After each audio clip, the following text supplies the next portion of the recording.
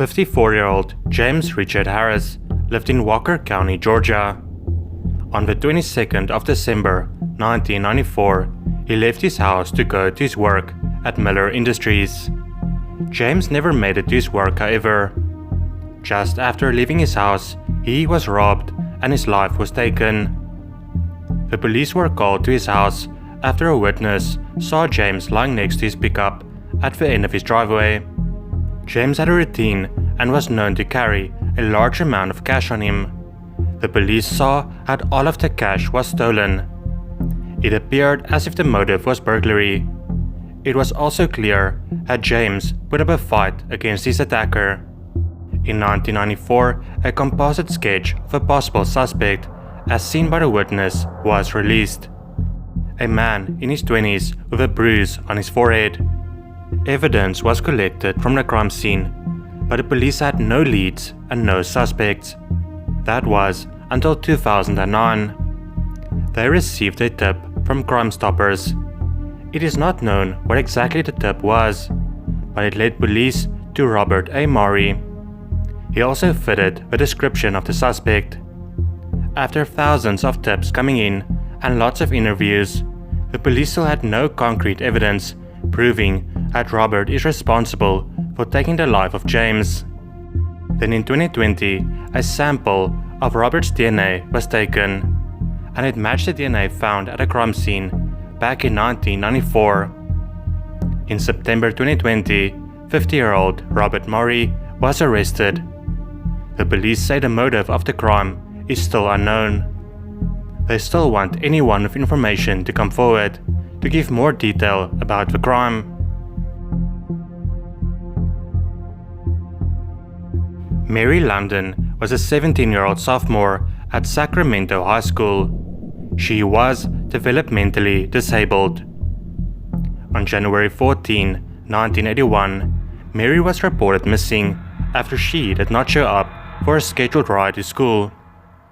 The next day, on the morning of January 15, her body was found dumped on the side of the road west of Interstate 5. All the Sacramento Police Department could do was collect DNA from the suspect at the crime scene. For decades, detectives have returned to Mary's case, hoping to find the person responsible. In 2016, 35 years after the crime took place, detectives reopened the case. They asked for the community's help in finding a man named Darryl. Darryl was not listed as a suspect, but a friend of Mary, and the officers wanted to ask him some questions. Sacramento Police Chief Daniel Hahn had an idea of using genetic genealogy to help solve this case. The DNA evidence that was taken at the crime scene was entered into DNA databases looking for a match. In April of 2020, Daniel Hahn and District Attorney Anna Marie Schubert announced that they believe they have finally identified the person responsible for ending the life of Mary London. Vernon Parker. Parker's life was taken in 1982, 1 year after Mary's life was taken. The district attorney had this to say: "Investigative genetic genealogy has revolutionized law enforcement's ability to solve violent crime, to identify the guilty and exonerate the innocent." Even though Vernon Parker will not serve time for his crime, the investigators and Mary's surviving family are grateful for answers. Mary's sister Esther said, "They really did work hard to find out who did it. Thank you for everybody who was on the case."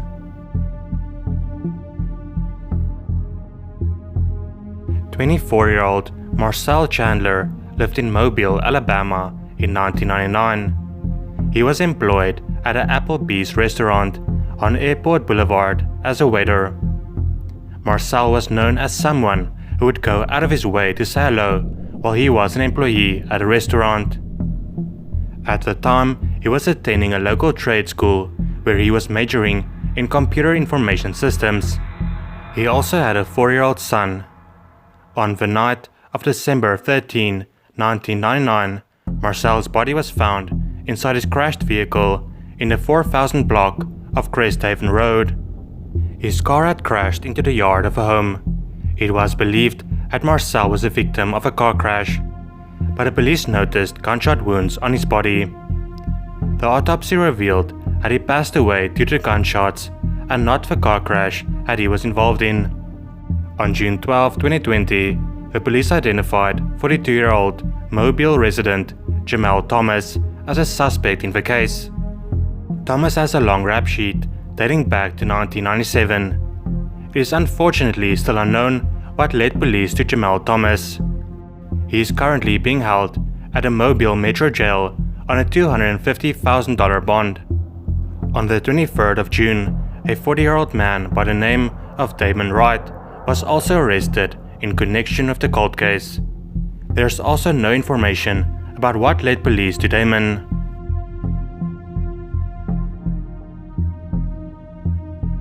Blanca Mabel Otero Alvarez was born in 1952 in the town of Quitilipi, El Chaco province, Argentina. When Blanca was 21 years old, her family moved to her parents' hometown of Salices in Spain. Blanca was a school teacher in Argentina, but it was hard for her to find work in Spain.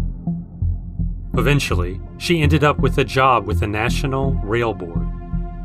Blanca left home and went to live in León City to be closer to work, but she still visited her parents every week. Then, one day, she disappeared. She did not take anything with her. At first, her family did not report her missing because her father did not want them to. Finally, in 1997, they did report Blanca missing. By then, she would have been 45 years old. Within a few days of reporting her missing, the police found Blanca in the city of Gijón. She told the police, however, that she did not want to get in contact with her family. Her family was disappointed, but determined to reunite with her.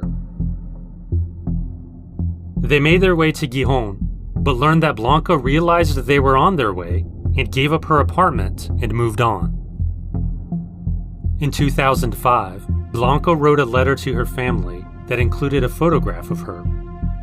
In the letter, she asked for forgiveness from her dad and said that she would make contact with her family more. But she never did. Little did her family know that Blanca changed her name to Ava and moved to La Fresneda estate. She was working, caring for children and pets and cleaning houses. Her neighbors knew her for years without knowing she was a missing person. In August 2020, the local police received several calls from residents in La Fresneda. They were concerned because they hadn't seen their neighbor Ava for a few days. The police had to force the windows open to get into her house. Inside, they found 68-year-old Ava sitting on the floor in her lounge. She was dehydrated and apparently absent mentally, not speaking, confused, and seemingly unaware of what was going on around her.